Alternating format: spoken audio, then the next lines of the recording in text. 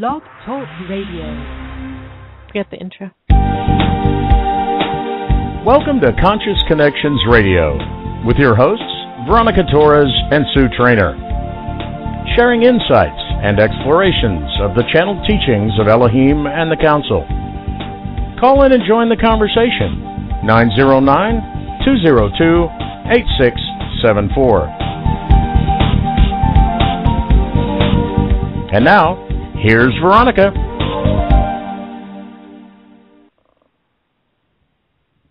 Hello, everyone. Welcome to the program. Thank you so much for joining us. It's lovely to have you with us. We are going to talk today about habit and about the idea of familiar suffering that Elohim has introduced and discussed in depth recently. I wanted to have just a few announcements before we jump into that.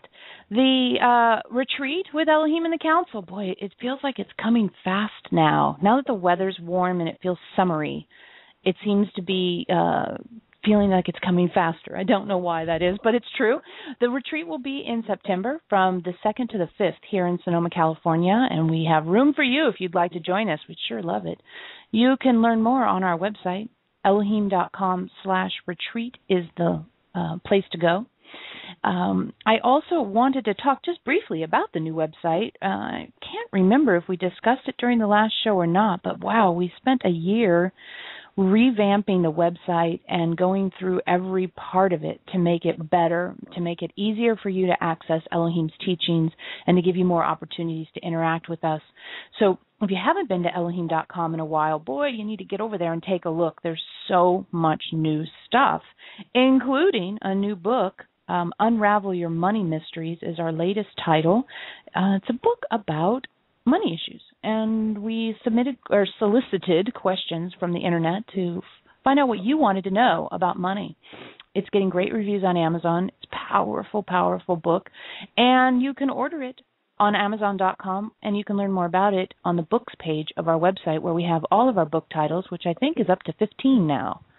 I sort of lost track. It's kind of like birthdays. At some point, sort of get a little vague about how old you actually are. A little vague about how many books we publish. But I know it's in double digits, and I'm pretty sure it's 15 nowadays.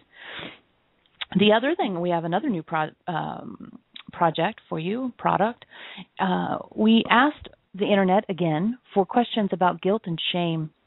About 2 or 3 years ago, I put up a YouTube video, What is the Opposite of Guilt? And it has been the most popular YouTube video I ever put up. It immediately got like 1,000 views. So I thought this would be a popular topic, and sure enough it is. Lots of people have questions about guilt and shame, so Elohim answered a whole pile of them.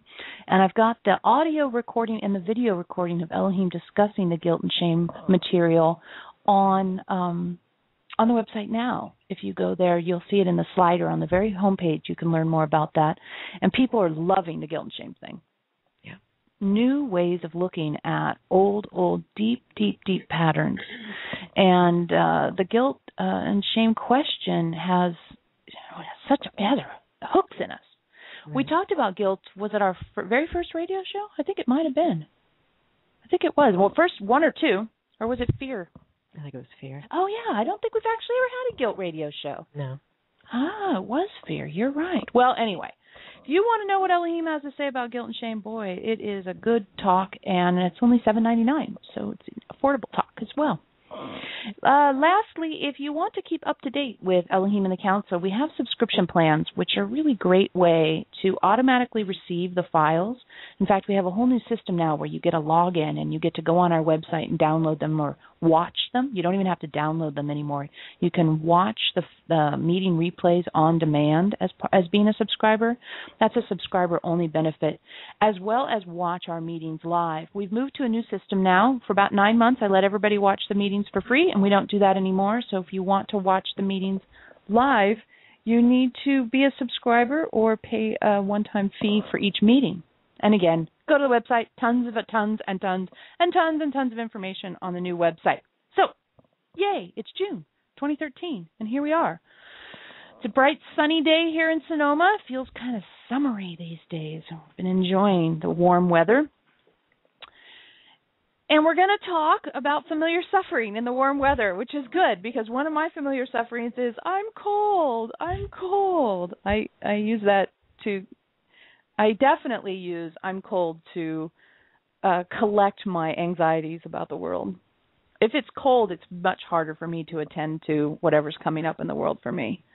When I'm warm, I just feel like I have an extra boost.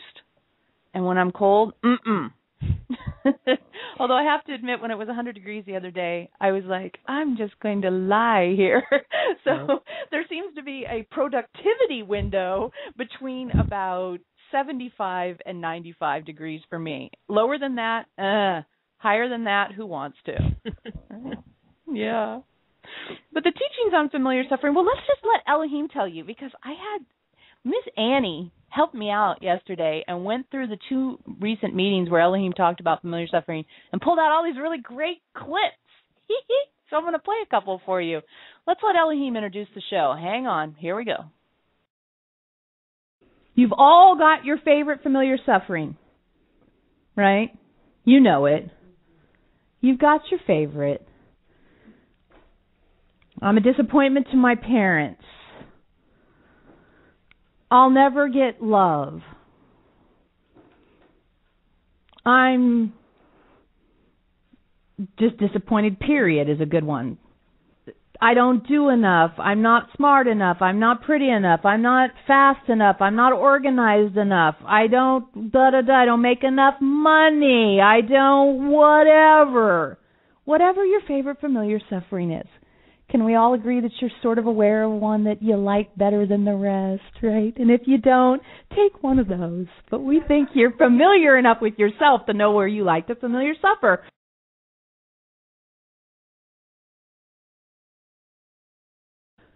You need to know your favorite familiar suffering, and you need to not let it be an option anymore.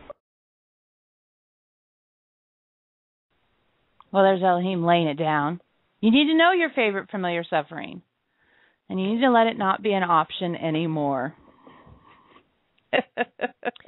Oh, sounds so easy, doesn't it? Which part of it sounds easy to you? You need to not do it anymore. Yeah. I think you have to start with knowing what it is. And for me, when we first started talking about this, at the beginning of May. And so I've had a month, and it's changed in that month significantly. And where it started out was disappointment. Mm-hmm. Just feeling disappointed all the time. And having preconceived notions about acceptable outcomes, therefore I could be disappointed about them.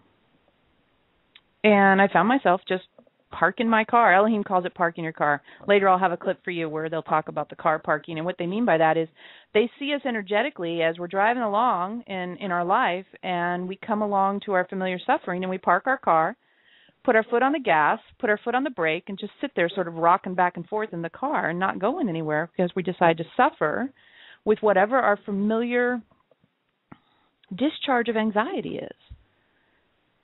They were really shocked about this in the Q&A yesterday, where they were just like, you guys try to avoid suffering by going into suffering. Mm-hmm. They were just like, whoa, we got to help you with this.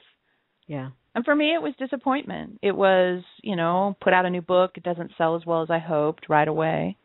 And decide to just sit in disappointment rather than let myself feel into, am I having unrealistic expectations? Am I in an outcome space? Yes. Am I just trying to hold myself back by stopping in disappointment rather than taking the risk for what's on the other side of it? What do you think is on the other side of it? For me, personally, it's accepting what is and being in the first choice position, which Elohim talks about, being the idea that this is happening for a reason. There's an opportunity here. And if I park in disappointment, I don't find that opportunity. I don't get to explore it. I don't get to discover that opportunity. It's lost to me. And it's also, kind of growing up. Because if I park in disappointment, and I've done that already for 44 years, at some point that has to be boring. Right. It has to be not enough. It's not enough for me. And that has felt like it was the only option because it was so deeply habitual. And when Elohim pointed it out, I was like, oh, hi there, Mr. Disappointment. Look at you. And so when I find myself being disappointed, sometimes I would go to disappointment based on nothing. Mm-hmm. Oh, I can't remember my password. Okay, I'll just go hang out in this disappointment place that I've, made this nice little cave of disappointment where I can just sit there and feel like a victim. Right. And it's just a stopping place.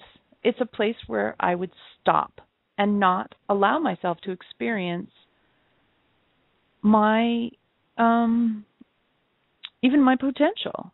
And it's funny because I don't want to be disappointed. I'm disappointed I suffer, yet I don't get myself out, or I hadn't been getting myself out of the disappointment to have a chance of not being disappointed. It's kind of twisted. Yeah. Yeah. I didn't realize that's what was going on, because so often feelings, emotions seem like they aren't choices. But I realized that when I would feel disappointed, I could say, all right, where am I? And the only way I could feel, we'll just use book sales as an option. The only way I can feel disappointed about book sales is if I have an idea of what the number should be.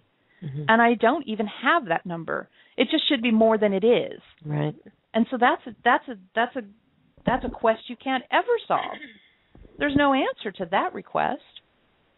It may be one thing if I said it has to be X number of sales and it's not, so I'm disappointed. I don't have that. It's not more. Yeah. So you're just completely setting oneself up to fail and then suffer and then be disappointed and then fail and suffer and be disappointed some more. I was like, damn, that sucks. I don't suck, but that does suck. That dynamic. I won't do it anymore. So now when I find myself disappointed, I have to ask myself, what is it you're actually thinking about? And it's always thinking about how it should be different than it is, or it should be some nebulous thing that's not even identified. Yikes. Just yikes. You know how Eloheim always says, don't do that. Guess what? Don't do that, Veronica. So then that really gives me the opportunity to say, what is now? What is now? For me, it feels like there's a lot of mental gymnastics you have to do. Sure. And, there's so many tools that we can use, which are great. And I get confused about which tools to use to get out of familiar suffering. Well, I'm tempted to is always a friend. Yeah. Right? I'm tempted to feel disappointed right now. And then what is true now? And short factual statements. Yeah. Too. But for you talked about, you had to recognize that it was the book sales, your expectation of a better book sale. Mm-hmm. And for me, sort of plowing through what I finally get to gets cumbersome. Yeah. It would bring me an answer, but it's I guess I have to get into the moment first. Well, what do you define a favorite familiar suffering as for yourself?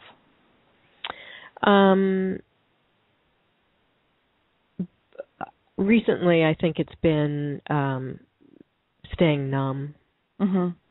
and just not being in any moment whatsoever, just sort of skimming on the surface. Yeah. Zoning out. Yeah. So then a tool for that would be what is true now, because it would make you engage with the moment.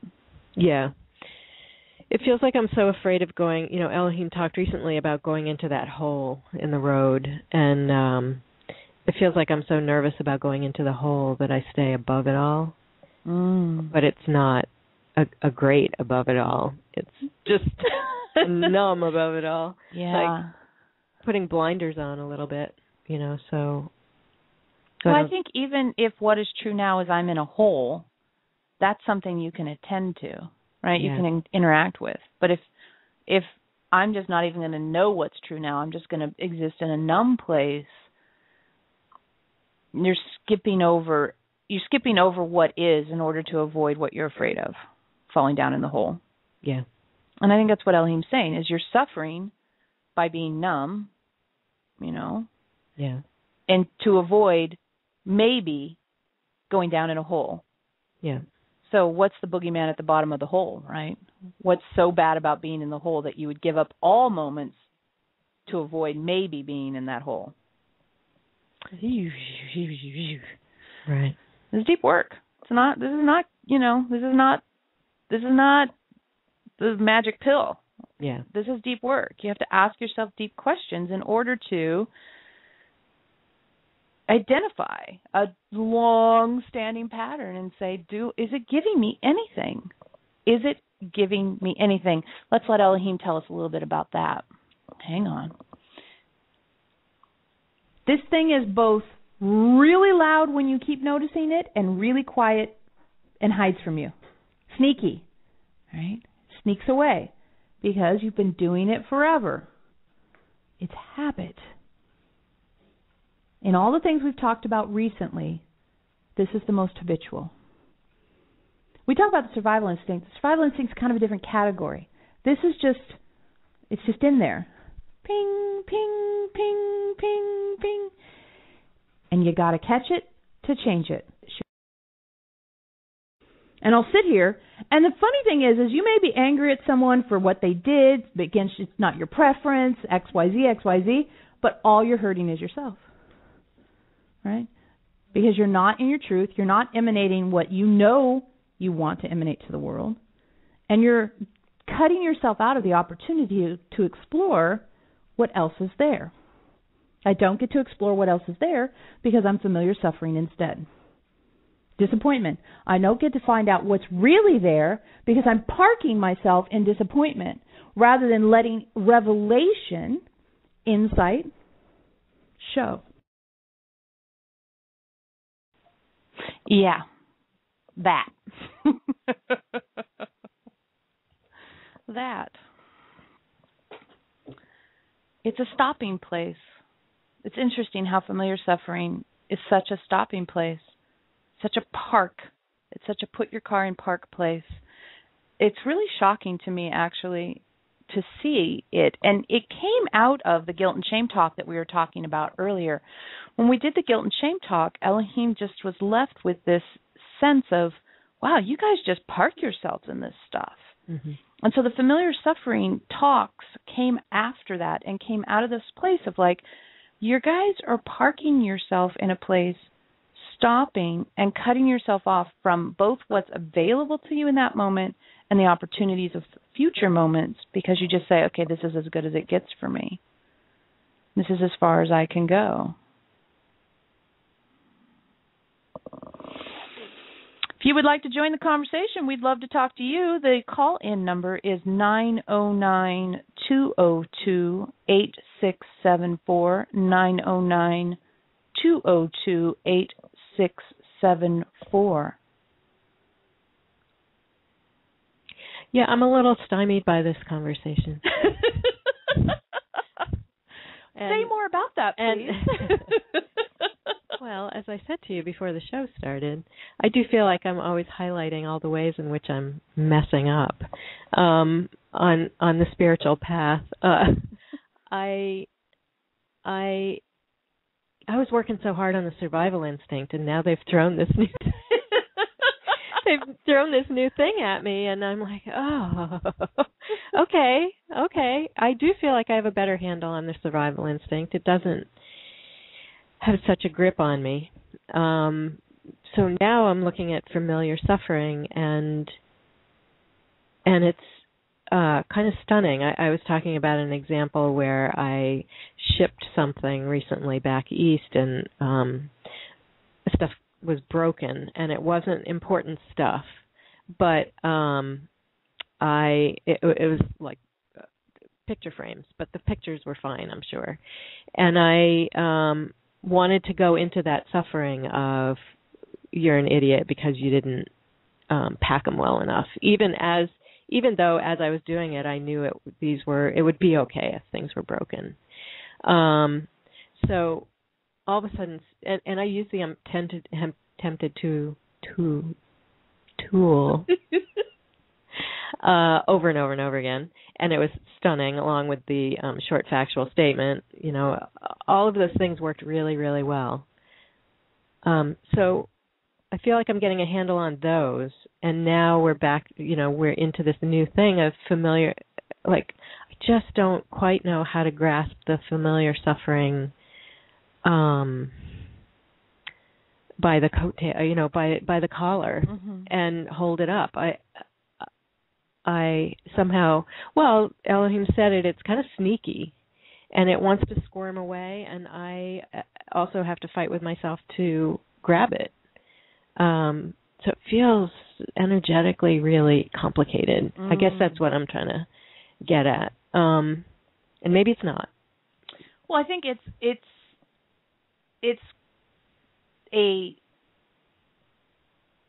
advanced topic, right? This isn't where people who are contemplating their spiritual journey typically start, although somebody could start right here if they wanted to. It's just a sense, I mean, I don't like to limit people. I'm just saying that it is a big deal to catch yourself in the place that you've used as a comfort to you. It's the same thing as when Elohim talked about the musing shelf, and they said, you know, are you going to think that thought again, or are you going to refuse to think that thought again? And there was that thing where you have to have that discipline to say, I have always eaten a gallon of ice cream every time I felt disappointed, and I know that's not what I want to continue to do. So when I feel disappointed, I'm not going to eat that gallon of ice cream, right? Well, the other way of that's more outward example of saying, I feel disappointed, I'm not going to sit here in disappointment, right? It's the same sort of vibe, and that it's really just that situation where it's a discipline. It's a discipline to say, no, I will not. No, I will not. I refuse. And that's where the warrior energy comes in really handy for me, is to just be almost militant within myself and say, you are no longer an option. You are no longer an option. And if I find myself creeping over to you and saying, oh, well, maybe just this one time I'll spend a half an hour being disappointed because I've done it so many times before, it starts to get less and less and less and less and less and less helpful, less and less interesting. But there is that moment, and that moment can kind of feel long, right? Where I have to say, that path does not lead me anywhere. And I just always remember in the Matrix movie when Neo wants to get out of the car, when he's first riding around with the gang, and he says stop, and it's raining really hard, and he opens the door because he's going to get out and turn his back on this new life. And Trinity says, you know where that road leads. And I never understood that when I saw the movie. I'm like, where does it lead? I'm like trying to look down the road. Like, what's down there? It's just rain. But now I know that really deeply. I know where that leads. And it's the same thing if you decided, or one decided, to eat a whole bunch of food or smoke a bunch of cigarettes or do a bunch of drugs or whatever other place people go to say, I don't want to think about my life. Even, meditating for a huge amount of time so that you don't have to engage with the real world, or the world that we're in currently. I don't want to call it the real world after I've been talking about the Matrix. That's a little bit, it's a little iffy, that definition. But it's the same thing. Are you escaping, or are you transforming? Are you saying, I will not walk that road where I know where it leads, and I will not walk it? And sometimes for me it helps to imagine I'm walking on a road and there's different paths. Like, you're in the park and there's different trails you can go on. And I know where that one goes. And yeah, maybe it's flat and maybe it's even downhill, but I know it doesn't take me where I want to end up. Right. And there's just something, it takes I'm making fists with my hands. It takes a little bit of that warrior oomph to say, I won't do it. Yeah. And guts, too, because instead of that flat, familiar path that takes me someplace I don't want to go, that's easy. It's easy to walk that path. I'm going to turn and go where? Uncertainty? I don't know. I have no idea. I don't feel comforted. Because for me, I got rid of the disappointment piece, and then it just next, a new one came up. Right. I'm like, exactly. hello, I haven't felt this way in years. What the hell are you about? And then Elohim was like, duh. I'm all, yeah, duh. That space wants to be filled. Right. And it's looking for something that was the old one. So the old one came back. But it only lasted an hour, and it's not coming back again. I know that because I went, no way. There'd be nothing good down there, down that way. If you'd like to join the conversation, we'd love to hear about your familiar suffering or your journey with familiar suffering. 909-202-8674. 909-202-8674. Let's hear Elohim's thoughts. Facing one of the deepest habits you have. That's this one that we're talking about. Letting go of your favorite familiar suffering is one of the deepest habits you have. If you're not a little bit of a mess when you try to deal with that, we would be confused. You've got it in you, but this is a big ask. It's a big ask. Wow, that was a good one. There's a K in there, by the way. Yeah. It's a big ask. Big ask. I got a big ask. You got a big ask? That's what it feels like. Yeah. It's a big request. Because I still don't feel as if I get to the other side. Mm-hmm. I feel like what I end up doing a lot is just, chugging away at the issue rather than getting to the insight place. Yeah. And for me, what it looks like is I get to go to uncertainty. You give away the familiar, and then what's left is uncertainty. And so that, for me, I suspect, is why you might be feeling the way you're feeling, is because you go from a familiar but suffering space. Right. You dump that, and then you go to an unfamiliar, discomforting uncertainty place. So there's this idea that maybe I'll let go of familiar suffering and then I'll feel good because I'll have let go of suffering. Right. But you let go of suffering and you move into uncertainty. And I don't know very many people who are good at uncertainty. Not across the board. Some people are like, I don't care where I'm going to sleep tonight. But other people, they can be like really careful about, oh, but I can't talk to that person because who knows what will happen if I talk to them, right? Everybody's got an issue with uncertainty. It's a survival instinct. So then when you're in uncertainty, what do you do? Yeah. When I'm in uncertainty, I realize that uncertainty is infinite possibilities, and this is that idea that Elohim told us a long time ago that it's just now coming to fruition. The idea that when you're not saying it has to be one way, you open up the door to all ways being possible.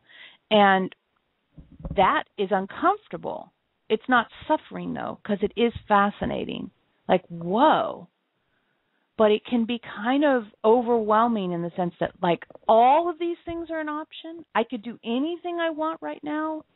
I'm not restraining myself by suffering right now, so I could do any of these 5 things or 25 things or 55 things. That takes some bravado to stand in the face of that. I feel as if I'm supposed to be asking for insight from my soul at that point when I'm in uncertainty. Yeah, I think it's good to ask for insight from your soul at that point because then you're acknowledging, I don't know everything that's possible here. I'm not limiting this to just one outcome. I'm open to new experiences. I'm uncertain and I'm open to new experiences and I'm resisting the temptation to hide in familiar suffering. So here I am. And then use fascination. That's the step that Elohim says, is use fascination. I have a clip that might be really good right now. Here. Let's try this one. Making a small step, although you know that's progress toward your desire, and it's on your trajectory, making a small step may not feel like enough to correct or to overbalance the strong emotional reaction you have to I don't know what to do because I don't have my favorite familiar suffering as my crutch. It's understandable.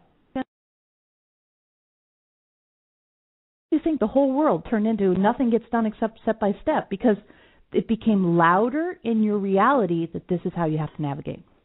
Okay? So, your favorite familiar suffering, if it is no longer allowed,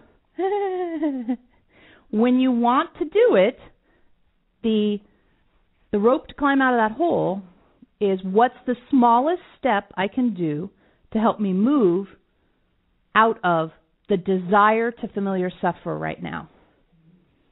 What's the smallest step I can do to move out of the desire to familiar suffer? There you go.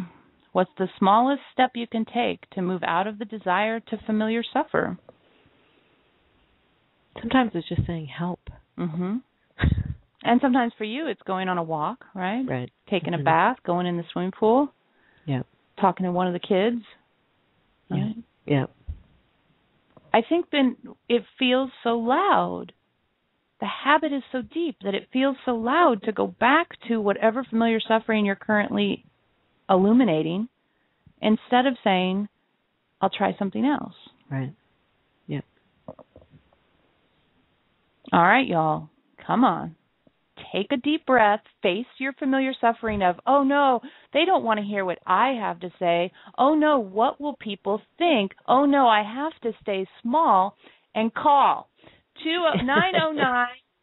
909-202-8674. Don't be so shy. Really, we're here. We're telling our stories. 909-202-8674. And people know who I am. You're just a phone number at this point. It's okay. It really is.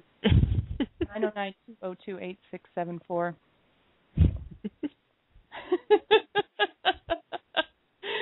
Trust me, the journey of becoming a public figure has been fraught with tears and crying and frustration, so I know it. I'm just wanting you to be part of it. Here we go. Hello, caller from area code 617. Thanks for joining the program. Hi, Veronica. Hello. Hi there. My name is Suzanne. Hello, Suzanne. And I've been listening to you guys for just a few months, and I've just missed the past month because I've been on the road a little bit traveling. But, boy, this familiar suffering has been really up for me big time, and I really identified with the issue of disappointment and also the feeling of not being loved. You know, so disappointed in love, disappointed in one way or another. I was married, and then I wasn't happy in the marriage, and then I got divorced, and I'm wondering if I did it wrong. I should have stayed. You know, I'm disappointed in the way my life is turning out now. You know, I just see where I go with it, and boy, I could just really torture myself with this over and over. And I think it is, as you said, it's just so much easier or more familiar to go there than to stay at, you know, just be in uncertainty and the possibilities that are emerging. So anyway, I really identified with that. I thought that was really beautiful and brilliant and very simple but very complex, you know, in terms of just, you know, how hard it is on some level to just be disciplined enough to say, I'm not going down that road again. I'm not going to entertain that idea. So anyway, I appreciate that so much. This reminds me so much of a tool called, one of Elohim tools called concurrent and cascading fears.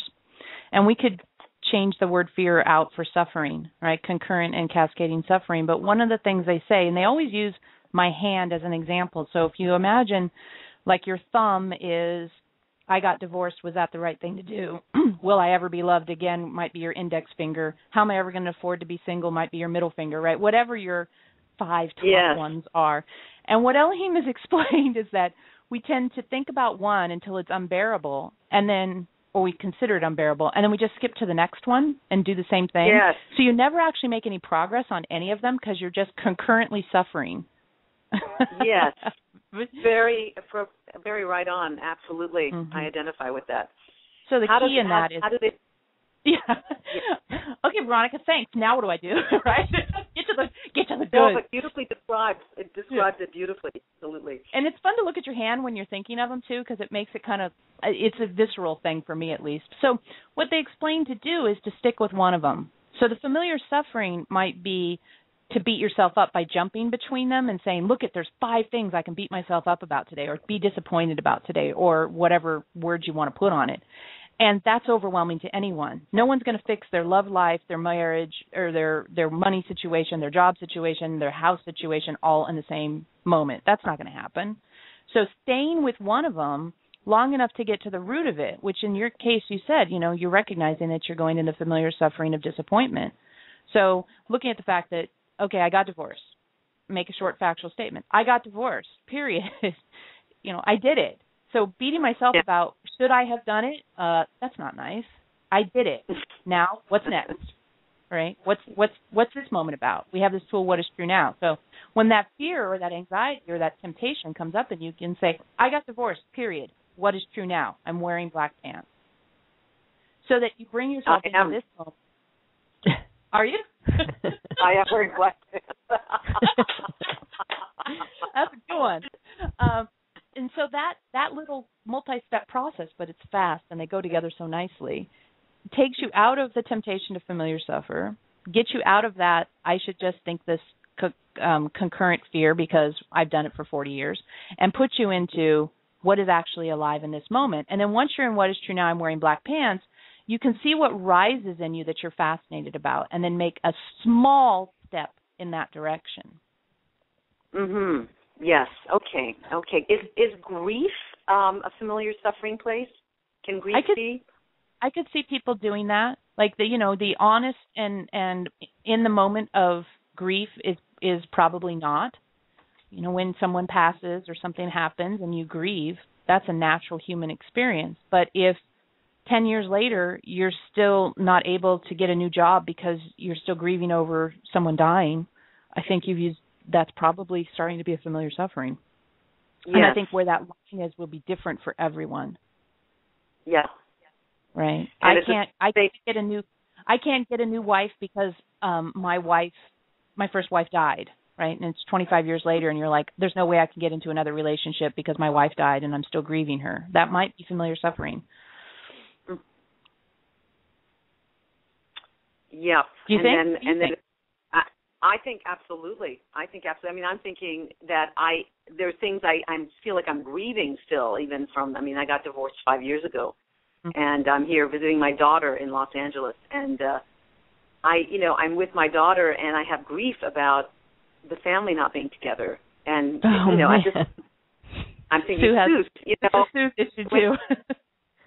Pardon me? This is Sue. You're touching Sue because this is some stuff she's dealt with. I'll let her respond. Well, finish what you were gonna say. Well, it's just that I get this welling of fear of grief, and then I think, Suze, come on, get over it. Now you're here, you're enjoying your time. Your former husband is now remarried. I mean, this is what really is, and just be in it, and it's beautiful just the way it is. And when you guys were all together, it wasn't so pleasant. Remember? No, I don't remember. Wasn't it easy,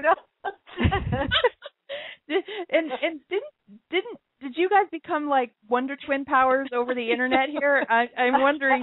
Sue and I have had this conversation. Go, Sue, time. It's your turn.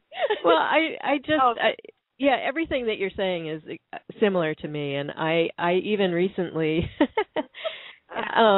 When one of my kids was having trouble financially, and the child is 38, and she was having trouble financially, I immediately went to, if I were still married, I'd be able to help her, and the reason that she's having trouble is because I'm not married, which was so ridiculous. Yeah. But everything you said, I felt exactly the same way. I sort of look back and wonder if I did the right thing, and then I absolutely know. I mean, I'm friends with my ex, and when I'm with him, I absolutely remember why I'm not with him anymore. And so, and we're still friends, but but that's that.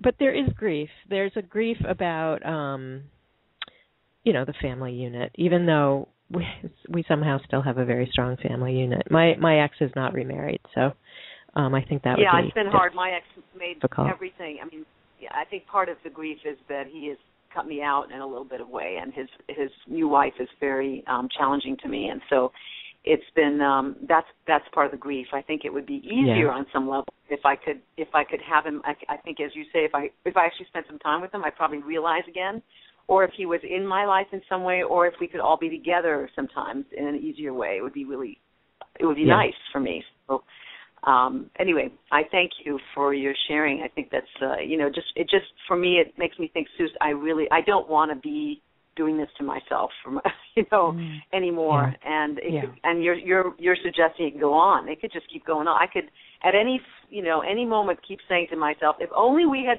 stayed together, if only I had not left the marriage, then this would have been easier. Such and such would be easier. And do you feel how that's the parked car? Sorry, I'm sorry. I thought you were. It's just the parked car, right? I'm just going to park my car. I'm going to park my car in. If only I hadn't. Right. Mm-hmm. And how long will you sit in that parking space? If only I hadn't. And then you don't have to think about the next moment because you always have, if only I hadn't, to fall back on. Yes. Wow. What a great example. Thank you so much for calling today. You're so sweet. Thank you, guys. Well, let me ask, though. I mean, where do you feel like you can go at this moment to get out of that? Well, I think focusing on what is happening in my life, that's beautiful. And I'm in a lot of uncertainty. I'm working on a book, and and moving forward, trying to get my work, my career moving forward. And there are possibilities. I think the other familiar suffering that I go to is it's too late, and I should have done this before. Or, I'm in my case, I'm 52 years old, so I'm like.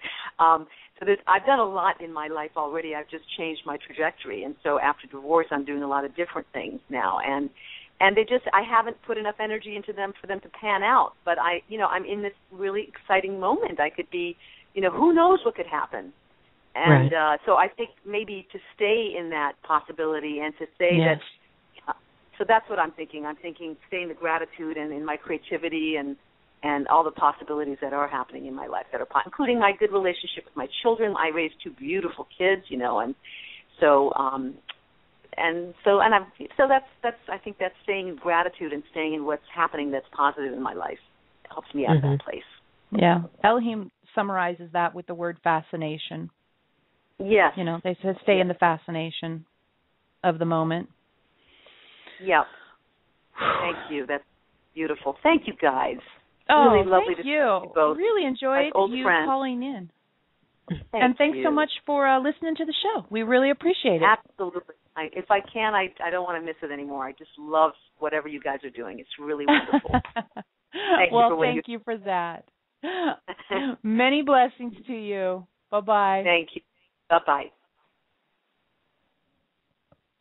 That was great. That was a great call.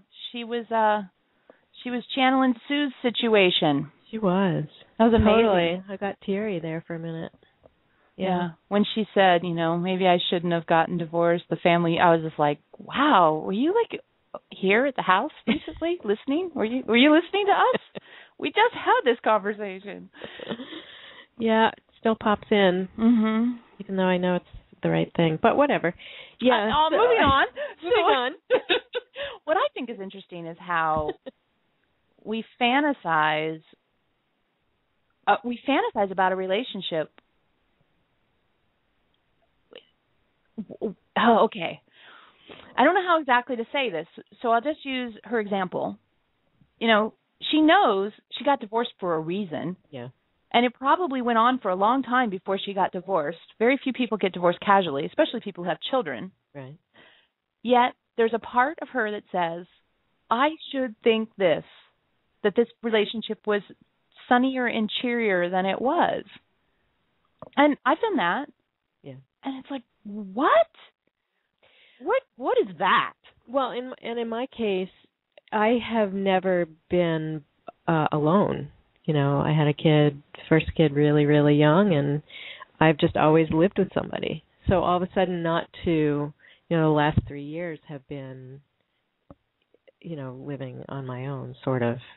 I mean, not in any relationships and, having friends, but so that's been another place of uncertainty, and I don't know if she's experiencing that too, but it's just learning how to be a person who's by themselves. Yeah. And it's not a bad thing, but it's certainly different. Yeah. Yeah. And so for me, the comfort, that's kind of where I go sometimes. It's either money or it's the comfort of having someone there in case shit hits the fan. Yeah. Those are the two things I miss. The comfort of having money. Yeah. And having a backup plan. Yeah.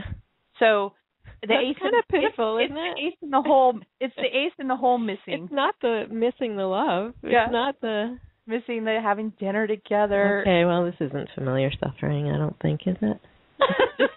just me talking about my life again. Well, it's reality, though, right? We do it. I mean, when a relationship that ended, say, 6 years ago, something like that, when it ended, when I said, okay, no more, my biggest concern, get ready, who's going to get the spiders out of the bathtub? Right. That was the deciding factor. Once I made peace with the fact that I was going to have to get the spiders out of the bathtub, I was able to break up. Now that is far down the list from, ace in the hole. All I was worried about was who was going to get the spiders out of the bathtub. And it took a lot of work for me to be not totally freaking out when it was my turn to get the spiders out of the bathtub. Yeah. But yeah, that was it. A previous one was, well, who's going to translate when the movies have words in other languages? Because an ex was super multilingual, and it was really fun because if someone would speak French in a movie, he would tell me what it says. Now, we never watched movies, but twice a year, and how often did movies have French in them? But the times he did it, I thought it was really cool. So it was like, we're breaking up. Who's going to do the translating now? Like you said, it's not the love. I'm not missing the love from these men. I'm missing something else, which is a very ridiculous thing to be missing. I'll admit it. Come, join the conversation and share your familiar suffering with us. 909-202-8674. We'd love to hear from you on this topic.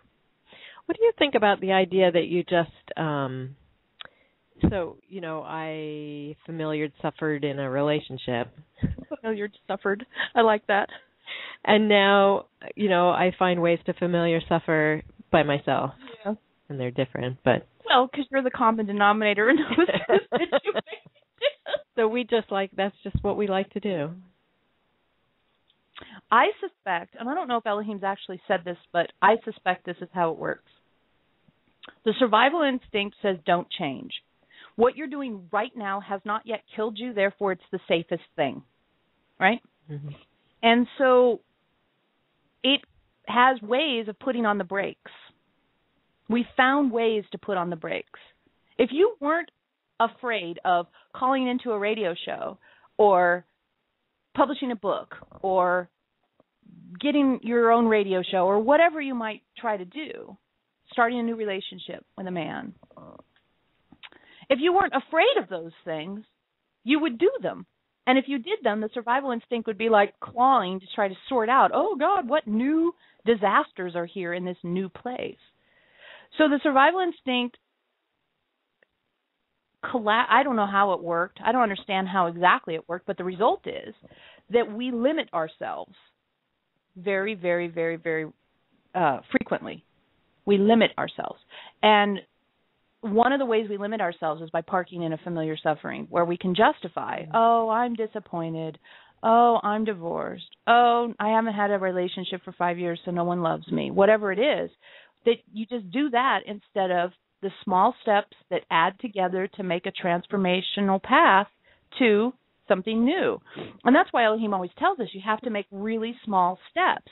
Because if you make big steps, the survival instinct really gets sparked up. And if you make small steps, it gives you the opportunity to sort of adjust to each of those small steps as you go along. But every time you make a small step, the familiar suffering parking space is right there waiting for you to pull into it instead. In fact, one of the things that Eloheim said was, you know, if you imagine a road and you turn to the left and park for familiar suffering, when you decide to back out of familiar suffering, don't go park on the other side of the road in some other fear. Mm. You may go down the road at 1 mile an hour, but get back on the road. Yeah. I think that's a good point, too, that what do you do instead, right? How about we listen to a clip, because I have this one, and let's see what it has to say. Remember, infinite possibilities isn't set up to be infinite freak-out. That's not an equal sign. No equal sign. It's not infinite freak-out. It's not, oh God, the very next thing is here to kill me. It's the very next thing is here to show me something, offer me something, give me something. The very next thing is here to give me something. The very next thing is here to give me something. There's been so much fear that the very next unknown thing is out to kill you, hurt you, take all your stuff, break your heart and leave you crying, that you're expecting it to suck. When the truth of the matter is, with all the consciousness and all the tools you guys have, the very next thing could be the best thing ever. If you don't park the car, right, in that familiar suffering, holy crap, right? Then all of a sudden, that whole thing, infinite possibilities that we talk about all the time, oh shit. I might have to face the reality of infinite possibilities. I might have to face the reality of my greatness. Now, you guys have talked about greatness a lot. When we have those things where we go around the circle and we say, what are you afraid of? I'm too big. I'm too, I couldn't get, if I get big, if I get great, if I get noticed. That's a common theme for you all in this circle. That's where it is. It's on the other side of, am I going to park or am I going to stay on the road? And it's a nanosecond after that decision, because you've never been there.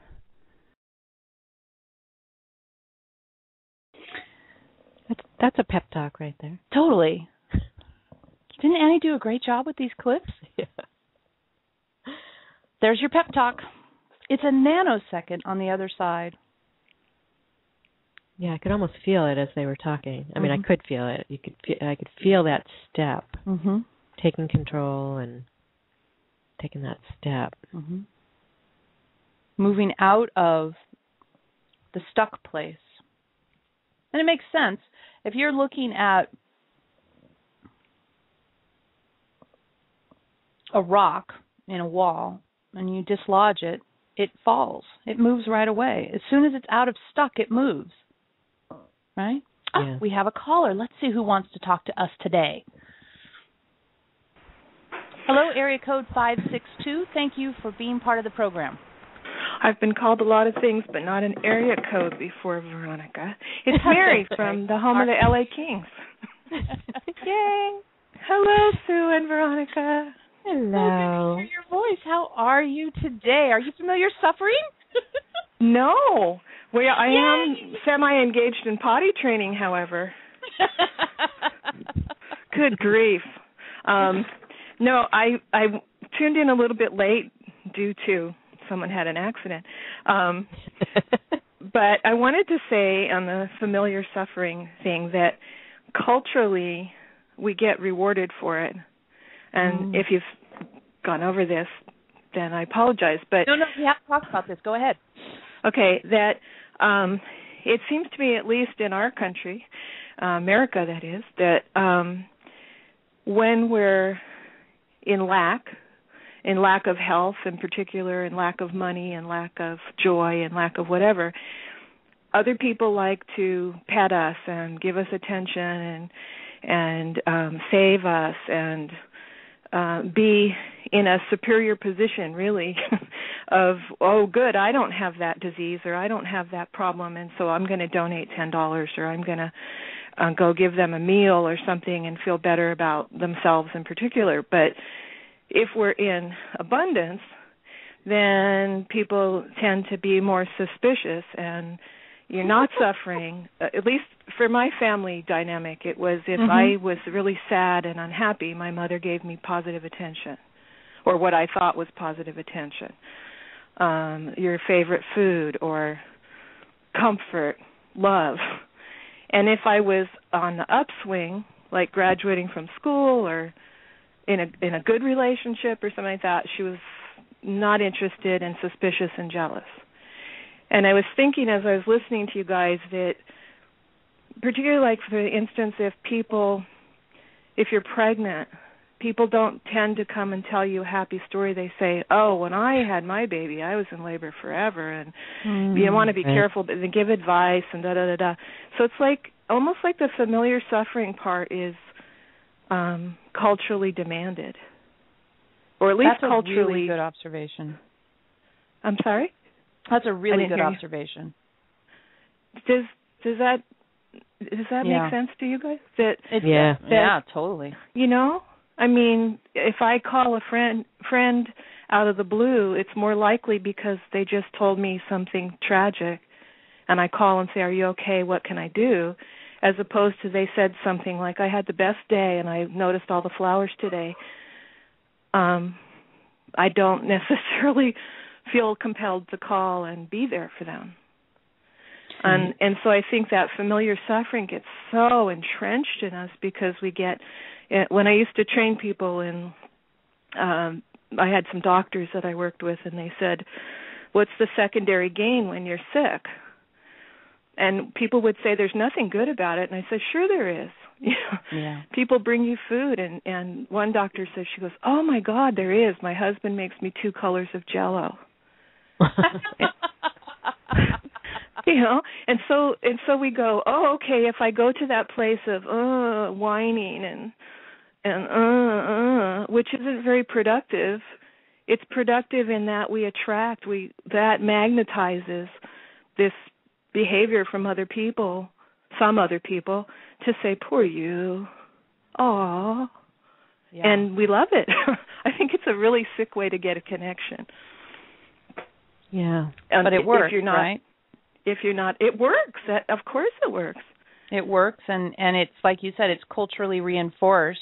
And we can even tie it in, I believe, to the survival instinct, because if someone in your tribe, in your community, in your village isn't doing well, God knows they could have a disease that would pass on to everybody else. We better go check. Or they could have something going on that's going to affect me, create hazards in the community. We better go check. But if they're doing okay, cool, because there's other things to worry about. So anybody doing cool is off my worry radar. Anybody not doing cool, I better damn well get over there and find out what's going on. Right. Woo, good point, and the Mary. people, the person doing the coolest, the most fierce warrior or most accomplished warrior or the best hunter or whatever, tends to get protected, but at the same time, I wonder if their survival instinct doesn't say, well, let's topple him, and I want to be that. I need to be stronger. I need to be better somehow. Because it's like either end of the spectrum is weird. Yeah. And somewhere in the middle, we're calm and often happy in the way that I mean, I really, really did let go of a familiar template of suffering through Elohim in the last year, which has changed so much in my life, but it's so hard to well, you don't have to explain, but it's so hard to communicate to people how deeply that changes your life, but how quietly it changes your life. Yeah. It's just, I enjoy this day, and it's not the platitude on your refrigerator magnet or a T-shirt. It's the real deal. Yeah. It's the real deal, and it's the hardest thing I've ever done. It truly, in psychological terms, it's the hardest thing I've ever done was to really, really notice. First, I felt such shame when I noticed how I did it, and then it was so hard to let it go because it really was this security blanket, survival instinct blankie. This is how I survived when I didn't know any better. Yeah. And now that I know better, oh shit, pardon me, oh heck, I have to do this. Yeah. It's hard. And you know what's interesting? It reminds me so much also of when Elohim says to us, look, when there's a disaster, the Red Cross comes, which is a great thing, right? Because people need help. But when people on the spiritual journey are having their own inner revolution within themselves, like you're talking about, most times people don't even know to inquire. They don't know how much upheaval you're in. They don't know. Right. And at the end of it, you're maybe different, you emanate differently, and of course you feel differently, but it's not necessarily that people go, whoa, she deserves a gold star. She deserves a hat and a tassel. Let's have commencement ceremony for her. So it is a very quiet, this journey is a very quiet journey, although I believe the transformation we do creates huge ripples of transformation across the world energetically. It's very quiet from the instigation point. Yes, and I think it can feel like, I'm pretty sure somewhere along the line Elohim said, stop looking for rewards. Yeah. Like we're trained ponies the note I wrote down when I was listening to you guys was, we don't get told go to school and study and graduate because it's so much fun to be an engineer. You get told, no, you need to have a profession. You need to take care of yourself and your family. You need to have money. You need to be safe. So the safety thing is in there, too, of the familiar suffering. Well, I'm going to suffer through this degree that I really don't want to have anymore because of the survival instinct, because I'm supposed to be safe if I get it. And it's going to give me an outcome. Yeah. Yeah, as much as it's horrible for people right now to not be able to get jobs and use their degrees and all that kind of stuff, it's kind of sad. It's also kind of cool because it says, well, who are you if your financial planning of your lifetime didn't work out? Are you a failure? Yeah. Yeah, and I think the whole country is kind of thinking about that now of, well, what does that mean? And is it suffering if I don't have that as much money as I want to, or my own place, or blah, blah, blah? Do I really need to suffer, or could I maybe make the best of that in another way? And even just think that just the thought, I don't have to suffer about this just because the culture is, or the media, or whoever, or my parents are telling me that I should. It's fascinating how the ideas of suffering are the thing that makes us want to stay in that suffering, right? We talked about the survival instinct making us want to stay in it. You're bringing up the good point of the cultural thing. And we also have that idea of, who will I be? And can I face the uncertainty of it? So there is a lot to rub up against to leave familiar suffering. And yet it's so worth it. It is. And it's those step-by-steps in the Elohim work of, long ago telling us to consider how we identify ourselves and who are you really? Are you just a mom? Are you just an employee? Are you just this? Mm-hmm. No. You're so much more. You're so much more. And all of those lessons, piece by piece, have been so beautifully interwoven to get us to this part. Because I don't think I could have done this. And you know me, but I've done psychology all my life and NLP and all kinds of stuff and Agape and Crimson Circle and blah, blah, blah. And it was all very useful and all very helpful, and it was steps to here, I'm sure. But there's something about the cohesiveness and the way that the energy of Elohim comes through to me that puts it into practice in a way that isn't fake. It's real. It's not like, okay, today I'm going to suck it up and pretend that I'm act as if I'm fine. I can do it. Yeah. No, I'm fine. Yeah. It's real. It's true. So I'm really grateful. And oh, thank you so much. I'm really glad you called because I think this cultural piece was missing from the conversation. So thank you very much for contributing that. Well, thank you. And all right. I will see you in September. Yay, I'm so happy we're going to be together again. Yay. Yay, me too. Yay. All right. It's a great time. Thank you so much. You're welcome. Take good care. Bye-bye. Bye-bye. Okay, bye-bye. Good point from Mary. Good point. Sweet Brown says in the chat room, probably because hearing how well someone is doing tends to put the focus squarely on one's own static self-suck. When hearing about other people's misfortunes, it can be a distraction from one's own dwelling on their own perceived problems. Yep. So when someone says, I'm doing bad, you can say, am I doing that bad? I'm not doing that bad. Yeah. Or I'm doing great? Oh, am I doing that great? Oh, I'm not doing that great. Yeah. Yeah, that's a huge piece. I was just sitting here remembering how, as a kid, I used to try to get attention by being sick. Instead, I just used to get sent to my room for the day. But yeah, it was even from the little kid point of view, just trying to get attention by not feeling well, and how, as I got older, I actually spent a lot of time trying to keep it from people how crappy I felt. But I think that, so it was like this, they were working against each other in a funny way. But yeah, that deep down thing about, do I feel crappy because I'm trying to get some kind of attention is important to remember. Or, getting hurt, or having some kind of business calamity, or, am I getting attention by collaborating with people to create new things, to stretch, to grow, or am I getting attention because people are having to pick me up and piece me back together and Humpty Dumpty me along? Yeah. I don't remember a lot of what I read of the Seth material because I just don't tend to retain things in that way.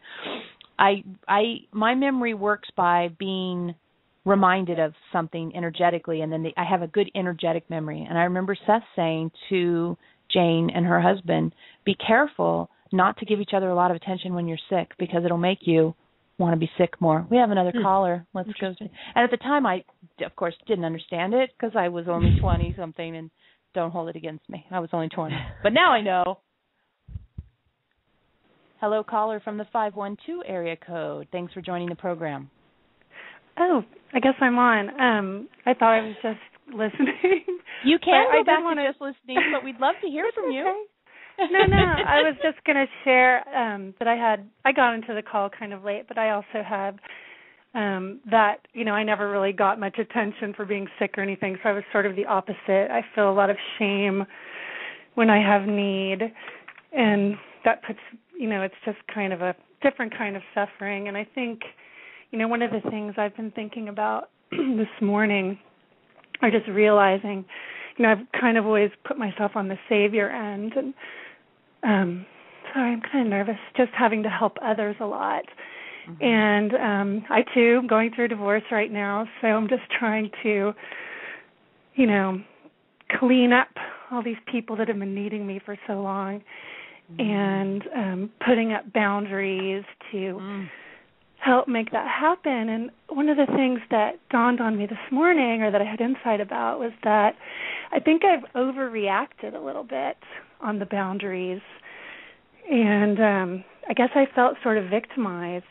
And, I was just thinking I was on the savior end, but really I was feeling victimized as a savior. And I think I've overreacted on the... Yeah, like, a friend of mine is going through a really hard time, unemployed, and she's just needed me a lot. She needs a place to live. She just needs a lot of help. She's in a lot of chaos. And, I have 2 kids to take care of, and going through this divorce, I don't have a lot to give. And, maybe a year ago I could have helped her better, but, I just can't now. It's just too stressful. And so I've had to really be really clear with her what I can and can't offer. And, it's hard. I can tell she doesn't like it. But I just don't have much to give. And so, I've been going through this and feeling kind of angry. And, I'm just kind of realizing that, I don't have to feel angry. I think there's probably a more graceful approach I could have. And you're angry because she needs and you can't give, or what's the anger coming from? Well, yeah. I mean, I think that's part of it. Well, I'm just saying, I think I have a lot of just emotion and stress in my life in general. You're going through a divorce. You're allowed to be angry. I think that's one of the checkboxes, isn't it? Am I angry? That's yes. True. Okay. That's true. And so, I'm recognizing that and wanting to be as strong as I can be for my kids, right? And for myself. And so, I don't want to overextend myself to other people when, I need to be at my best for my children and I during this stressful time. So your familiar stuff would be that you feel pained that you can't help her, and so you kind of beat yourself up for not being able to help her, all the while trying to set boundaries so you can be helpful to yourself and your family. Yeah, but I also think I'm on this boundary bandwagon. I'm feeling like I have to put everyone at bay. I like that. Boundary bandwagon. That's good. Yeah. Exactly. And I think I just need to kind of like bring it back a little bit and just not. I don't have to be so afraid of people needing me. I guess that was my point, because it's causing me to suffer to think about people needing me and making me put up a boundary. And I don't know. This is just my own personal thing. I just think I went a little too far in my emotional response, I guess. Well, you know what happens a lot of times in situations like this, I've observed over the years, is people do the pendulum thing. So if you imagine a grandfather clock with a pendulum in it, and you've been at one side with being super available to people, and then you finally go, screw this, you tend to swing to the other side of the pendulum. And coming into an awareness of how to be at the bottom of that swing and have that balance with yourself where you feel comfortable with the boundaries you're setting and you don't feel like you're going overboard or you don't feel like you're doing too little, I think you have to just have practice. I mean, when I started setting boundaries with other people, I'd never had them, so I didn't know how. So I probably was a crazy person for a while there too, And now I'm a little better about it. I'm still improving. It's not an easy thing to do if you haven't had a lot of practice. It's not. It is not at all. And if you're sensitive, forget it, because you set a boundary and you feel the person hurt. Feelings get a little hurt, and you're like, oh, I didn't mean to hurt your feelings. I just was trying to take care of myself. I mean, it's been decades of that. Yeah, and when this pattern is, I realize I have a collection of these people over the years. It's not just her; it's other. It's a harsh. It's a very deep pattern of mine. So it's having to kind of reestablish a lot of different relationships, not just with her. She's just the one who's big in my life right now, but. One of the things Eloheim has taught us is to ask, would I start this relationship from the person I am today? And that can be helpful. Or how would I have this relationship? If I just met this person today, how would we be friends? There's no way. That gives you a new way. What'd you say? Yeah. I said there's no way. You wouldn't be friends with her. And there's no way I would be friends with her. Isn't that a good thing to know? You don't necessarily have to act on it, because sometimes this triggers people because they think, do I have to get all new friends? No. It's just knowing. If I met you today, I wouldn't create a friendship with you. That affects how you know how to set boundaries with them, that relationship, in a positive way, I have found. Yeah. Yeah. So, just a lot of communication has to take place, and it's tough. And I don't want to, and her reality is real for her. So, it's just hard to get to the right balance place. It's a big change that has to happen, and nobody likes that. So.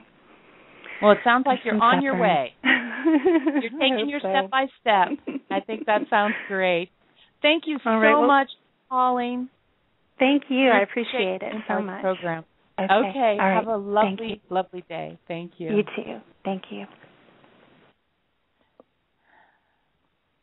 Yeah. Would you start this relationship from the person you are today? That's a good tool. And I should make a note. Talk for a minute. I have to make a note. I'm going to put that in the next book. I'm serious. You have to say something. Well, we have 15 minutes left. If anybody feels like calling in. We'd love to hear how you're dealing with your familiar suffering and how it looks for you. The number is 909-202-8674. Cool, thank you. Yeah. I'm right in the middle of writing our book, Choice for Consciousness 3. And I don't know if I had included that thought in that book yet, and it fits perfectly energetically. So I wanted to make myself a quick note so that it can get stuck in there. Yeah. I had a friend who was an excellent example of why being in your truth is so important. I mean, it's, you know, I could ask her for help with something, and she would just calmly say no if she couldn't. Mm-hmm. And you just knew. She didn't even have to explain, because you knew if she could, she would, and if she couldn't, she wouldn't. And there was no, it was such a relief. Yeah. To deal with somebody who could just be really clear. And I don't know, I feel like I needed to add that to that conversation. It is refreshing to run up against people who know their boundaries.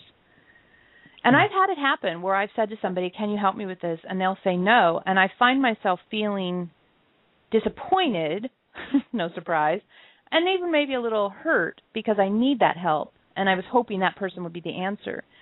But I always also feel very respectful of the fact that I so much prefer that than someone saying sure, and then it gets put way down the priority list and I'm waiting, or, you know, one of those things happens. So, yeah, but running up against somebody who has good boundaries, yeah, it's so rare that it stands out from the background noise really loudly. Yeah. It just jumps out from the background noise like, whoa, you have a good boundary? You don't feel uncomfortable setting that boundary? You don't feel like you have to worry about whether or not we're going to stay friends if you set a boundary with me? Like, who taught you how to do that? Right. Nobody taught me how to do that. I had to teach myself with Elohim's help for years and years and years and years and years and years and years. And I still, you know, could do better. Yeah. I would like to be more comfortable at it. I think I'm good at it, but I don't feel comfortable doing it. I still feel sensitive in the process of setting boundaries, sensitive to the other person. Sometimes more sensitive to them than even to myself, which is awkward. Right. All right, do you want to sneak in and get a call in? We've got about 10 minutes left. 909-202-8674. We'd sure love to hear from you. 909-202-8674. Have you used up all the clips? You know, there's so many of them, and for some reason, Blog Talk doesn't indicate whether you've played them or not. So I'm going to try playing a couple, and if I replay them, we all need to hear it again, right? There's nothing Elohim ever says that we only need to hear once. I think this one we haven't played yet. Facing one of the deepest habits you have. That's this one that we're talking about. Oh, I did play that one. Letting go of your favorite familiar suffering is one of the deepest habits you have. Did I play catch? If you're not a little bit of a mess when you try to deal with that, we would be confused. You've got it in you, but this is a big ask.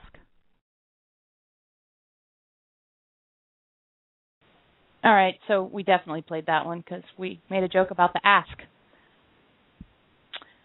I should have been keeping a better track of this. It never occurred to me that they wouldn't have some kind of indicator that would tell me I played them. All right, I may be able to have played them all. I only had 10, so... Oh, wait, I didn't play this one. This one's funny.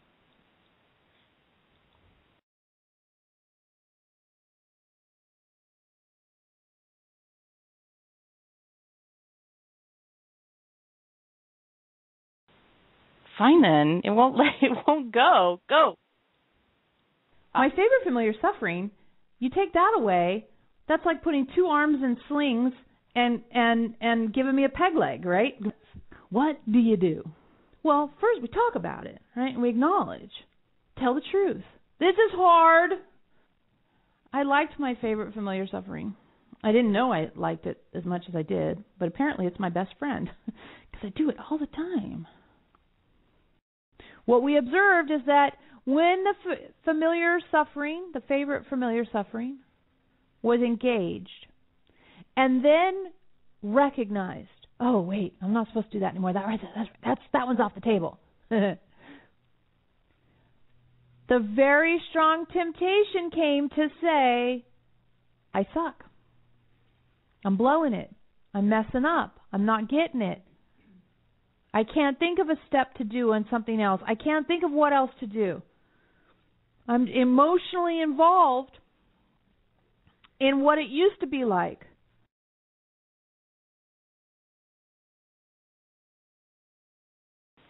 Yeah. So if I'm not going to familiar suffer about my normal familiar suffering thing, I may as well just familiar suffer about I suck. Yeah. Right? That's easy. You can always go to I suck. You can always visit the I suck land. Yeah. I suck land. It's cold there. In I suck land. Yeah. Why not? Right? That one's always waiting in the wings. Yeah. It's like the understudy. Yeah. You can pick and choose in that category in all the different ways. Let's see. I have 10 fingers and 10 toes. Yeah, that temptation to, when you back your car out of the parking space and you start to consider taking on something new, all the things that pop up, Elohim likes to call them static, all the things that pop up to tell you, no, don't take that risk, don't take that chance. There's so many of them. There's so many things that pop up to say, you shouldn't do this. And one of those things is park your car again. Find another place to park your car.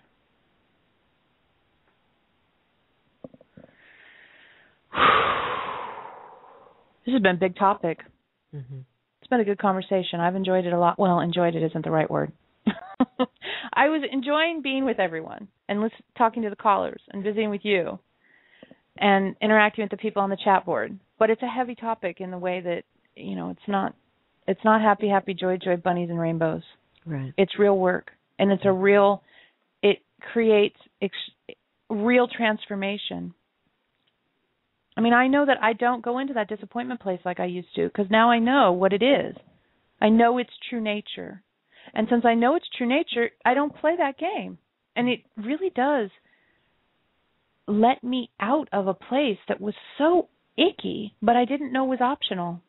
And I find myself really kind of just riding this calmness that wasn't present before. Because anytime there was a silence, there was disappointment to wallow in. Right. Because it felt like that was what a person did. A person like me. Yeah. Ugh. All right, last chance. 909-202-8674. If you want to be part of the show, call now. Or we're going to say goodbye. 909-202-8674.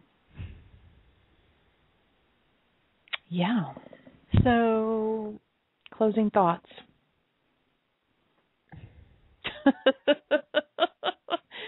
And sigh. Yeah, doing the work, just doing the work, and choosing for a different, for me it's choosing a different thought.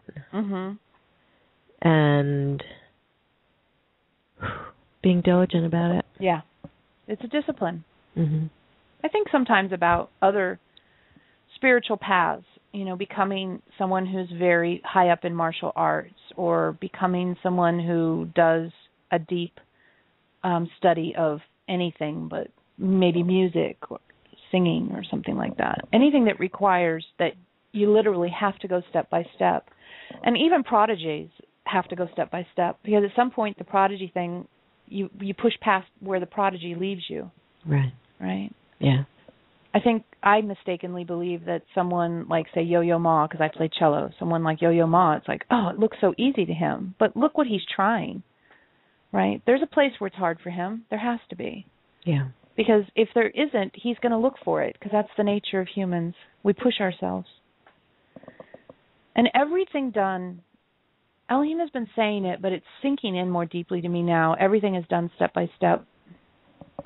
Even when you have insights, brilliant flashes, even when you have jumps in awareness, it all happens step by step. You had to get to that point, and that point was gotten to step by step.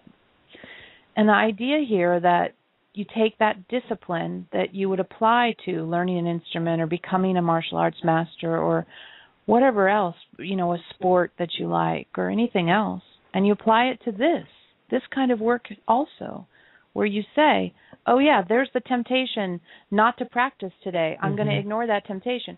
There's the temptation to familiar suffer. I'm going to say something other than that. Yeah.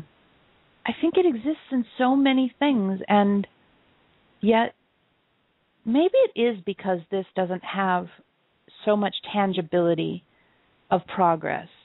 Maybe because it's an internal thing, and it can seem subtle, and it doesn't show up in the outside world immediately. It's harder to make that commitment to keep trugging along when you don't have that immediate gratification of, look, I built a house today, or look, I played that song that I couldn't play yesterday. Well, and also if you have a low self-esteem, you got to build that up first. Yeah. So that you can at least start comparing you to you in a favorable way. Yeah. For sure.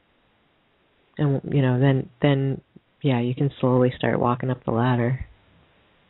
It is step by step, folks, and we hope that today's conversation is illuminating your steps that you want to take next. Remember, take a small one. Big steps just stress you out. Little steps actually make progress, and that's another familiar suffering, just running around with a chicken with your head cut off being stressed out instead of saying, wait a second, rather than thinking of 25 things, I'm going to think of one that I can do right now. I had to learn that one. It was not easy, but boy, I tell you, that changed my life. I told Elohim, I want to pay off my credit card so I can relax. And Elohim went, oh, so the goal is to relax? I said, yes. I think if I don't have credit card debt, I'll be able to relax. They said, oh. So then they taught me how to relax even if I have credit card debt. And they went, we didn't know that was your goal. Once you told us, we helped you. And it's true. I started realizing that they said, how do you think you can create relaxation from stress? So anytime I would be working on something and I would feel stressed, I would say, okay, I can't get to my goal. I can't get my desired state from this place. They're not on the same road. So I would stop, relax, take a small step, and start again. And I tell you, it changed my life. Between getting out of that and getting out of, I just go to disappointment whenever I feel like it, as like some sort of kick, I feel like a different person since May, the beginning of May, when we first started talking about this topic. And I'm able to just experience a stillness and a quietness that I've never had in my life. It's a beautiful thing. All right, folks. Well, we will be back with you sometime next month. We're not on a regular schedule with this project, so it'll be announced. If you are not part of our Facebook page, that's a great way to keep in touch with us, facebook.com/Eloheim. That's ELOHEIM. That's also our website, Eloheim.com, ELOHEIM. And there's so much there for you.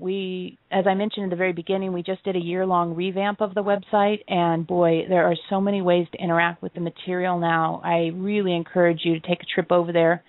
We have nearly 400 free YouTube videos. We have the recordings from meetings going back all the way to the beginning of 2009. It just goes on and on. It really does. There's so much material on the website now, it kind of shocks me. And we will be live on the Internet next Wednesday, not this Wednesday, but next Wednesday, June 26th. You can learn about that on the website as well. We'd love to have you join us for that. And if you're thinking about coming to our retreat, please let me know that you'd like me to save you a spot. We are getting booked up, and if you want to come, we need to know you want to come. Elohim.com/retreat. Thank you, everyone, for joining us. Very powerful conversation. I'm grateful to have the opportunity to interact with you like this. Have a wonderful day. We hope you'll join Veronica and Sue again next time. Until then, visit Eloheim.com. That's ELOHEIM.com to learn more about the teachings of the Council and their multitude of practical tools, which support our journey out of the fear-based operating system into the consciousness-based operating system. You can also see their growing library of books at Eloheim.com/books or view videos at YouTube.com/Eloheim channel. Elohim and Veronica, making the choice for consciousness.